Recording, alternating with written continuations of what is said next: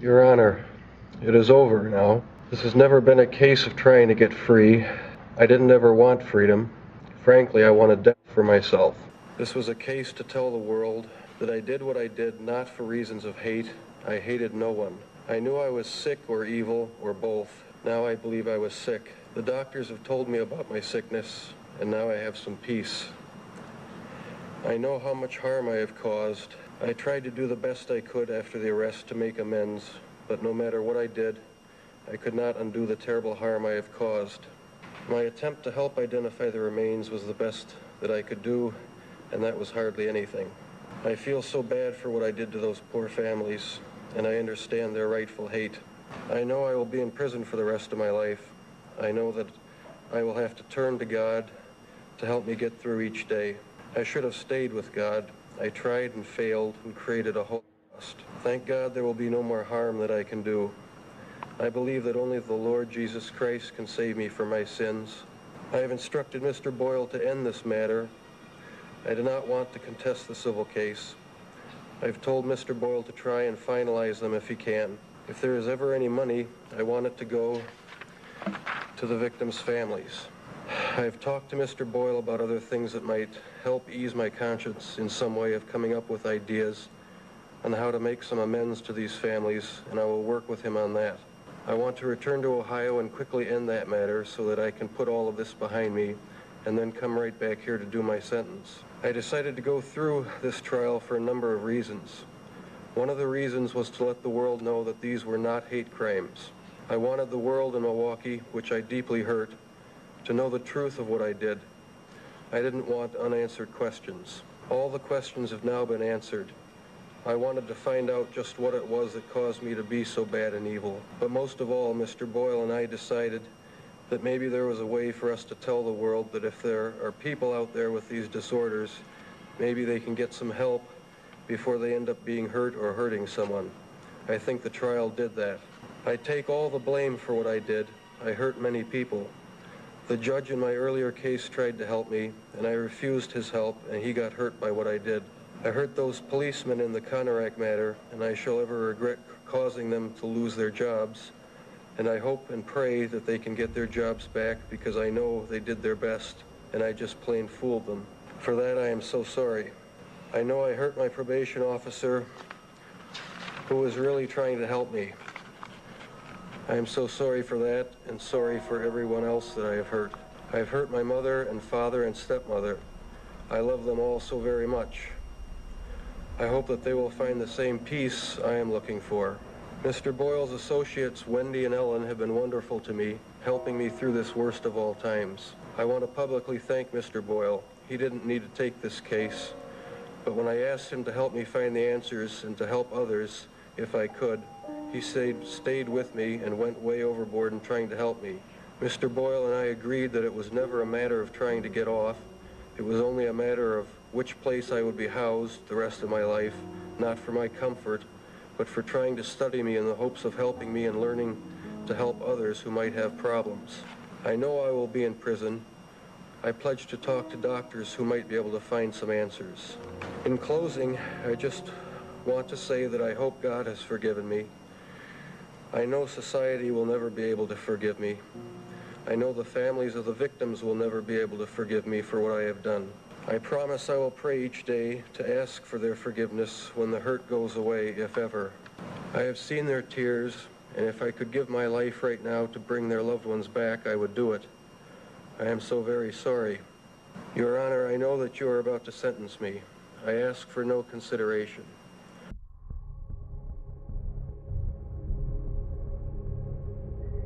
Shirley Hughes, and I'm Tony Anthony Hughes' mother.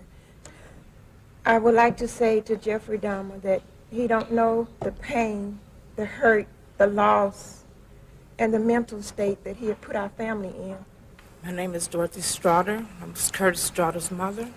I didn't have nothing prepared to say. It's just a few things that I would like to say. You took my 17-year-old son away from me.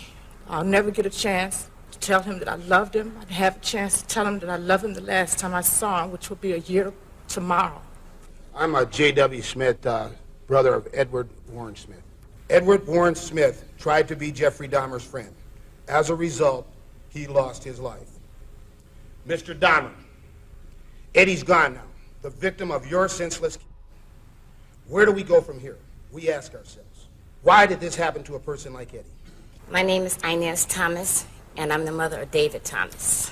You know, I don't understand how a person could really harm a person and to say that, well, I did this because he wasn't my type. Well, if everybody go around doing something to somebody because it's their type, this would be a sad world today. And I just feel that this man should never be able to walk the face of earth or to be able to harm anyone else again. Good morning, Honor. My name is Donald Bradoff.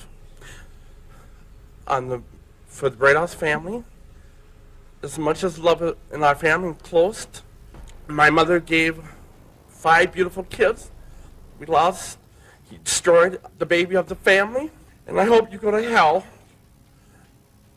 I love this world. You guys did a wonderful job. Bottom of my heart, thank to God, I got a lot of strength. Thank you all. God bless America. Excuse me.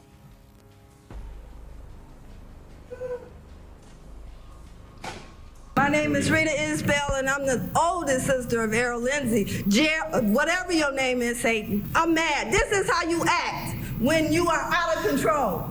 I don't want to ever see my mother have to go through this again. Never, Jeffrey. Jeffrey, I hate you, mother. This is out of control. Don't Jeffrey, I kill you, Jeffrey. Look at me, motherfucker. I kill you. What's your name, fast?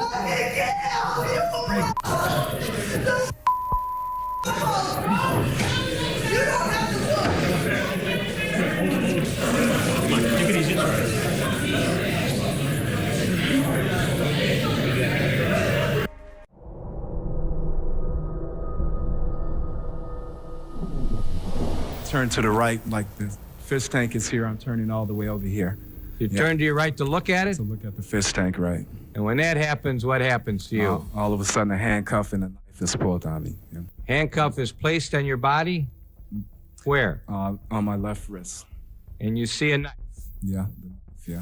What'd you do? What'd you say to him? I asked him what the problem was, that it's not necessary to do this, What'd he say? He told me at that point if I wouldn't do what he said, he would kill me, yeah. What did you do when you got in the bedroom as he's holding on to the cuff and the knife? What did you do? Studied us talking, trying to be friends with him, Did you remain standing? Did you sit down? He made me sit down at that point. We both sit on the bed. Was it at the foot of the bed, side of the bed, head of the bed? Maybe halfway between. Did that room have a TV set in it? Yes. Was there anything going on the TV? Yeah, the Exorcist movies was playing at that time. Did you observe him watching the movie and how he would react to the movie? Right, he would like just start rocking back and forth when he, certain parts of the movie or whatever. You have to say, what did he say, madam? It was like chanting in certain times and rocking back and forth. Right? Okay, did you and he move off of the bed at any time? Yes, he wanted me to lay flat down, stomach down on the floor at that time. He kind of laid across me, put his head across my chest at that point. What was he doing with his head? Pardon me? What did it appear to you he was doing with his head? What was he trying to do? Like he was listening to my heart, because at a point he told me he was going to eat my heart at that point.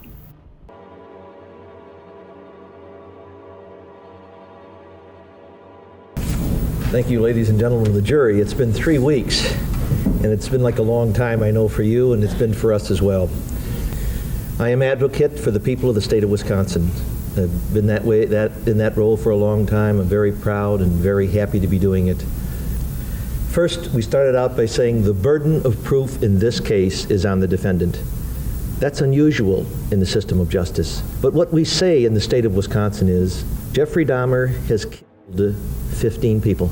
He sits here in this courtroom, convicted of being a killer. He now asks you not to hold him responsible for those killings. This guy decided that he is going to make Stephen Hicks die so that he could extend his sexual desire, his pleasures.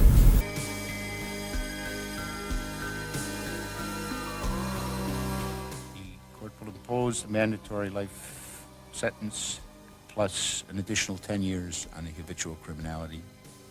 15 life imprisonment with parole eligibility to be 70 years after the inception of that sentence to be consecutive to count 14.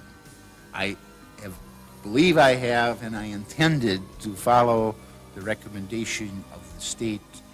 I could have said something different which would have had the same impact. I really see nobody gains anything by just to say more and more years. The important point is that the sentence is structured in such a way that this defendant will never again see freedom.